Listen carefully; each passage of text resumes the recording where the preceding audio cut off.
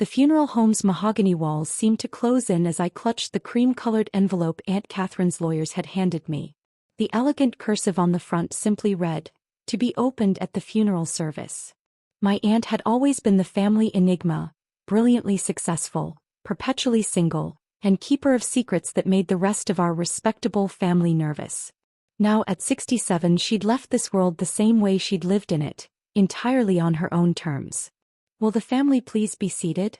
The funeral director's voice cut through the tension.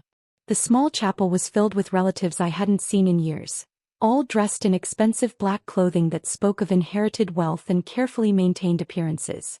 My father, Richard Hamilton, sat in the front row, his silver hair perfectly coiffed despite the somber occasion.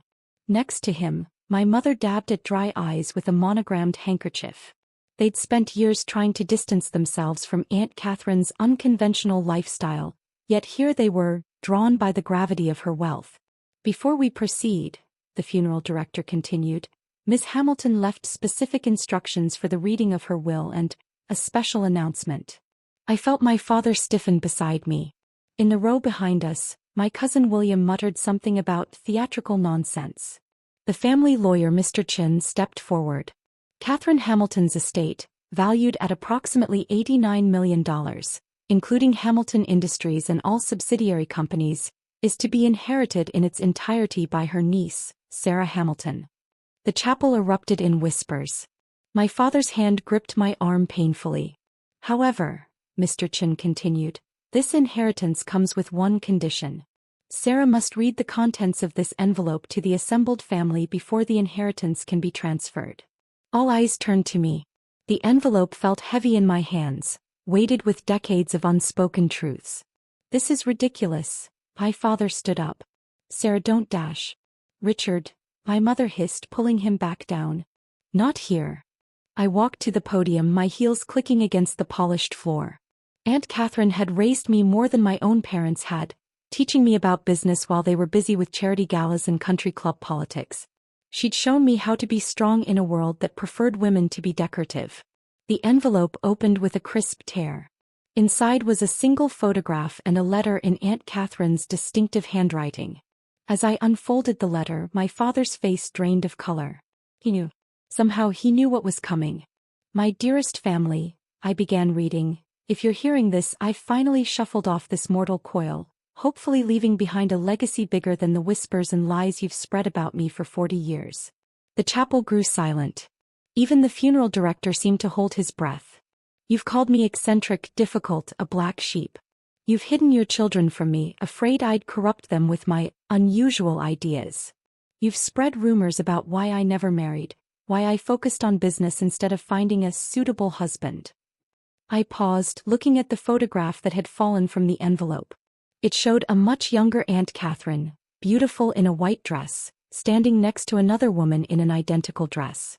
They were smiling, radiantly happy, holding hands. "The truth is," I continued reading, my voice growing stronger, "I did marry. On June 15, 1983, I married the love of my life, Claire Sullivan. We had to travel to another country to do it, and it wasn't legally recognized here, but it was real. It was beautiful. And it was the happiest day of my life." The gasps echoed through the chapel. My mother's handkerchief dropped to the floor. William's wife quickly covered their teenage daughter's ears, as if love could be contagious. "Claire and I built Hamilton Industries together. Every success, every breakthrough we achieved as partners. But to the world, to you, she had to be my personal assistant. For 40 years, we lived this lie to protect the precious Hamilton family name." I looked up from the letter. In the back row, an elderly woman sat quietly, tears streaming down her face. I recognized her from company photos, Claire Sullivan, Aunt Katherine's devoted assistant of 4 decades. "But Claire wasn't just my wife," the letter continued. "She was also the true genius behind Hamilton Industries' success. While I was the face of the company, she was its heart and mind. Every major innovation, every strategic decision, they came from her brilliant mind." My father stood up again, his face mottled with rage. "This is slander." Catherine was sick, delusional dash. "Sit down, Dad," I said firmly. "Aunt Katherine isn't finished." The chapel's silence took on a different quality, less shocked, more electric. I continued reading, each word of Aunt Katherine's letter cutting through decades of carefully constructed lies. But there's more to this story, dear family. While you were all so busy hiding me away like a shameful secret, you missed the biggest secret of all. I paused, meeting my father's eyes. Richard, my dear brother, would you like to tell them about the summer of 1982, or shall I? My father lunged forward, but my mother grabbed his arm, her fingers digging into his expensive suit. Richard, don't. The summer of 1982, I read on, when Hamilton Industries was on the brink of bankruptcy. When our father's poor investments and worse habits had nearly destroyed everything. Richard came to me desperate for help. He needed $2 million to save the company, money our father had gambling away on poor investments. The older generation of Hamiltons shifted uncomfortably in their seats. They remembered that summer, though they'd never spoken of it. I had the money, the letter continued. Claire and I had been saving for years, building our own investment portfolio quietly on the side. But Richard, you couldn't bear to take money from your embarrassment of a sister, could you? Not officially. So we made a deal. I pulled out another document from the envelope, a yellowed contract dated August 1982. You signed over 51% of Hamilton Industries to a shell company, thinking it was owned by a foreign investor. But that company was mine and Claire's. We saved the family business, and in return we had to stay in the shadows playing roles you found acceptable. The brilliant businesswoman and her devoted assistant. The whispers turned to murmurs. William, always quick to calculate angles, was already pulling out his phone, probably checking old company records. For 40 years we've watched you take credit for our success. We've attended your children's weddings separately, sat at different tables during family functions. Claire wasn't even allowed to attend our father's funeral, despite being more of a daughter to him in his final years than any of you. My mother had stopped pretending to cry and was now staring at my father with dawning comprehension.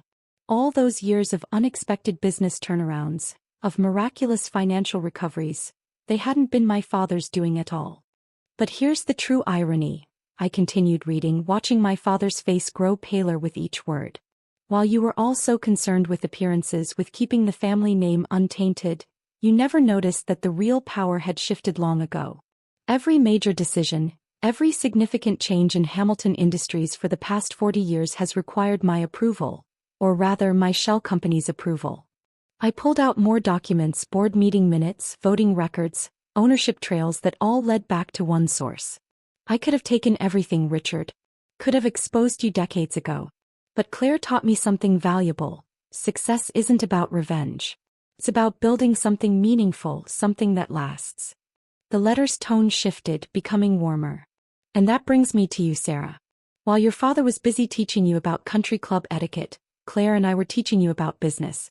Every summer you spent with your eccentric aunt, every holiday where you chose my humble apartment over your parents' mansion, you were learning the truth about power, about success, about love.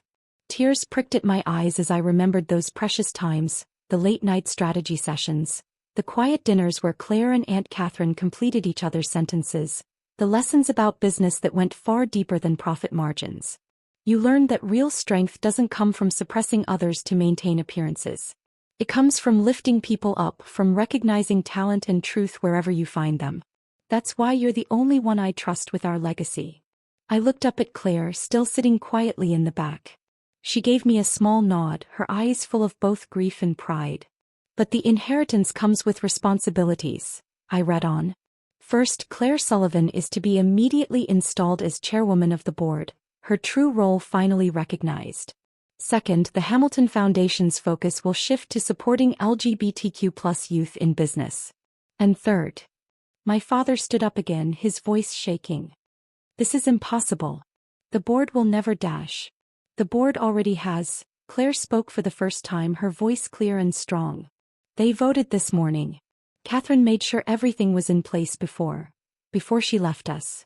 And third, I continued reading, my voice growing stronger, the truth must be told. All of it. Not just about Claire and me, but about the real history of Hamilton Industries. About how a company built on love and innovation was wrapped in layers of lies to protect fragile egos and outdated prejudices. The letter went on, but I paused, watching the impact of these revelations ripple through the chapel. My father had sunk back into his seat, decades of carefully maintained authority crumbling. William had stopped checking his phone, the calculating look in his eyes replaced by something like fear. "There's more," I said, pulling out another stack of documents. Aunt Katherine kept meticulous records. Every time the family tried to undermine her. Every whispered rumor. Every attempt to force her out. And more importantly, every time she and Claire saved the company despite those attempts. I began laying out the evidence, years of hidden history emerging into the light. 1989. When the board led by my father tried to sell our technology division to competitors. Claire's innovations and Aunt Katherine's leadership turned it into our most profitable sector instead. 1995. When the family tried to force through a merger that would have destroyed the company's culture. They stopped it, protecting thousands of jobs. 2008. During the financial crisis when their strategic planning saved not just Hamilton Industries, but 3 other major companies in our supply chain. Each revelation landed like a physical blow. The carefully constructed narrative of the Hamilton family's business genius was unraveling, replaced by the truth that 2 women forced to hide their love and their brilliance had built an empire while those taking credit for it played golf and attended charity galas. But Katherine wasn't bitter, I read from the final pages. She was grateful. Because every attempt to diminish her only made her stronger. Every challenge forced her to innovate. Every lie told about her made the truth more powerful. I looked up at the assembled family, seeing them clearly for the first time. Aunt Katherine left me this company because I was the only one who saw the truth. Who spent time in the offices instead of the country club. Who learned from Claire's brilliant strategic mind instead of dismissing her as the help. My mother stirred, finally finding her voice. "But surely, Sarah, you can't mean to expose all this? Think of the family name." "The family name?" Claire stood up, her quiet dignity filling the chapel. "The family name that Katherine and I built? The one we protected while you were all busy protecting your precious reputations." She walked to the front, taking her place beside me. In that moment I saw what Aunt Katherine had seen, not just her wife, but her partner in every sense, brilliant and strong and finally free to be herself.